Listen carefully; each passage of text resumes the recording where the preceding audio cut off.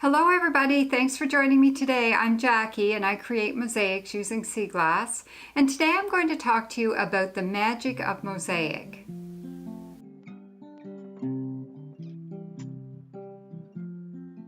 So in my mind, the real secret to creating a mosaic is that you're not using things in your mosaic that are really that extraordinary. It's really ordinary things. I use recycled frames, recycled old windows, and I use sea glass and shells and materials from the beach. So it's stuff that everybody can get fairly easily. The secret to it is how you put it together so that it takes all of these seemingly ordinary things and turns it into something really extraordinary. So I'm going to show you what I'm using today. So I have this frame. It's like a 3-pane frame, and I got it from a neighbor of mine. And what she did was she was at a yard sale, bought 3 of these, and planned to throw this one in the garbage because it was really, really rough. You can see I put a thin coat of white paint on it to tidy it up a bit. I cleaned it because it was really dirty, and there's quite a big crack in the bottom, and she figured with the crack it just needed to go in the garbage. But she said, Jackie, if you want it, take it. So I said, sure, I'll see what I can do with it. So I have cleaned it up. There's a couple of old rusty hinges on it, and I really like the rusty hinges, so I left them there. But somebody else might think, oh, they're kind of ugly, but to me, the rusty hinges are really cool. So I've left them there. So I'm going to use this frame to make a little sea glass window. And what I want to do on it, out in our backyard, we have these long grasses. This is how tall it is. And these grow, this is really kind of dead and not very nice at this stage of the year, but in the fall, they're really beautiful.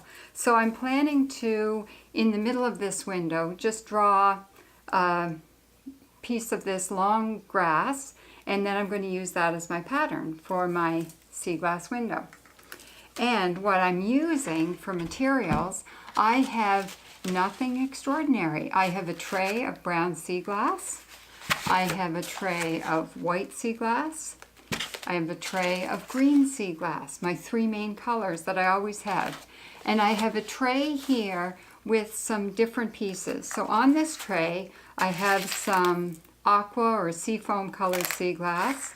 I have some white sea pottery. I have a few cobalt blues, 4 different types of shells, just very common shells that you find at the beach. I've got some white pebbles, some red pebbles, and some speckled pebbles. Not very many. Now in the end, if I show you all of these materials again, you're going to see that my trays really aren't that empty because it's not going to take a whole lot of stuff to fill this window. It's not that big. So what I'm going to do is show you how I take all of this ordinary stuff and make an attempt at turning it into something extraordinary. You be the judge. It may not be that extraordinary to you, but I'm hoping. So let's get started. So here's my window, and I know that I want to do that piece of grass going up the very middle of it. So I'm going to flip this over, and this is one of those patterns where I'm going to use a dry erase marker. Now this doesn't have to be exact when I'm doing it, but I want to have a little bit of a pattern to follow. So the dry erase marker gives me a little bit of an idea. This I want to go up approximately in the middle. It doesn't have to be exact.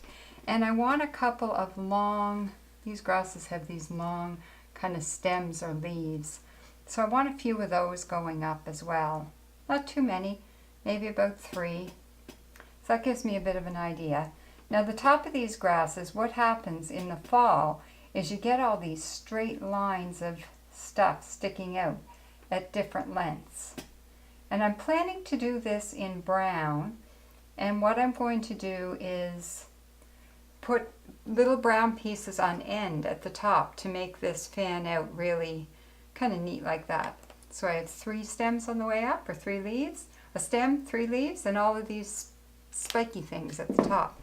So that's the extent of my pattern, and when I finish I can just wipe the dry erase off the back and we're all set.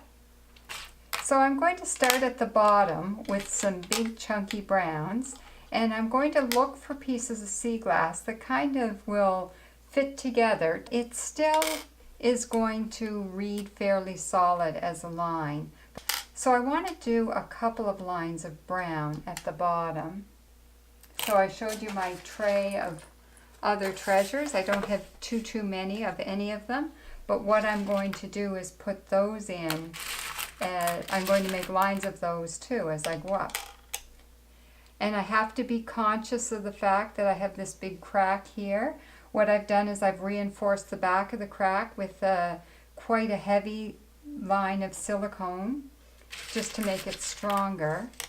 So when I'm putting any pieces on top of the front of the crack, I'm going to use a little bit of extra silicone just to make that crack a little bit stronger. You might notice when I'm doing a piece of sea glass mosaic art that I don't have the pieces of sea glass touching one another.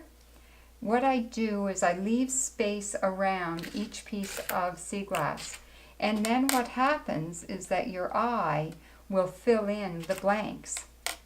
And that's part of the magic of mosaic, that your eye just automatically thinks that, okay, there's supposed to be some stuff there, so it fills it in for you. Now I want to put right here, I'm going to put a row of these shells. I have these shells, we get a lot of these on our beach where they kind of break off. They're like periwinkle shells, but the outside of them breaks off and you get these circles, and they're really cool. I just love them.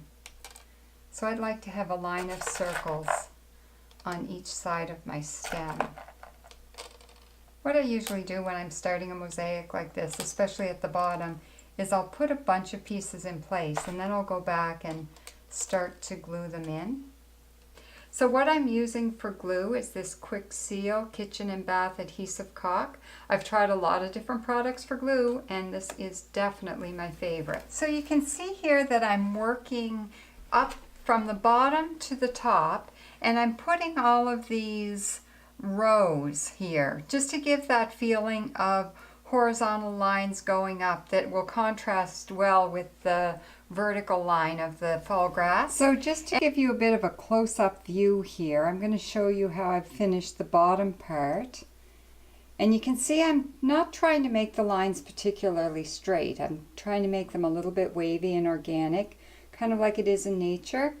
And then I decided to finish my fall grass piece all the way up the piece, up to the very top, and then I've made it all spiky at the top. So just want to show you what I've done here is I've put the pieces of sea glass on edge.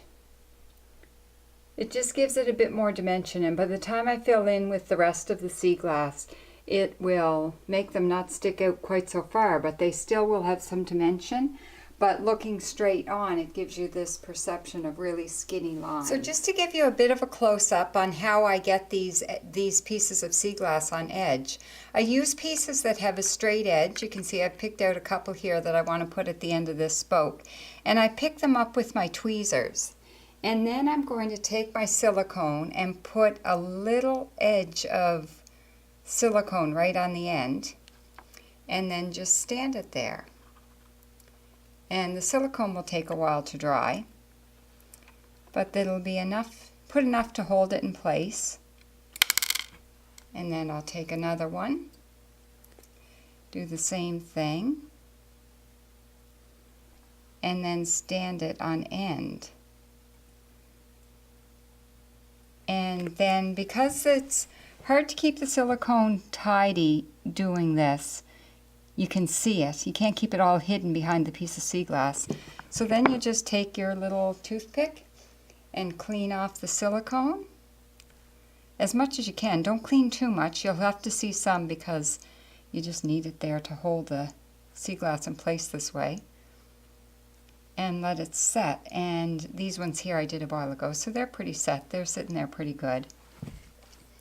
And that just is another strategy for adding some interest to your sea glass piece. So I finished the middle section of the window here, and I did some rows of green and then working into white, a little bit of aqua, and I also put in a row of shells, a couple of rows of shells and some rocks, and a row of pottery. So what I have left to do is to fill in the top, and I'm going to fill that all in with white and just add in a little bit of green and some blue for some interest. So there you have it. I've finished my sea glass mosaic piece with the fall grass.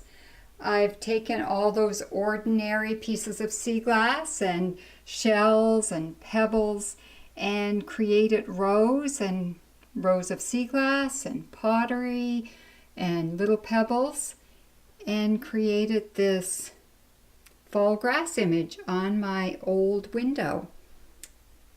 And if you look at the trays of sea glass that I showed you at the first, sea glass and other treasures, there's still quite a bit left here. It hasn't really used that much of my supply of sea glass treasures. So you be the judge. Does taking an ordinary old window and a bunch of ordinary sea glass and putting it together, does it create something extraordinary? What do you think? So thanks very much for joining me today, and I hope you found this really inspirational in creating your own sea glass mosaics, and I hope that I'll see you next time. In the meantime, happy sea glass hunting!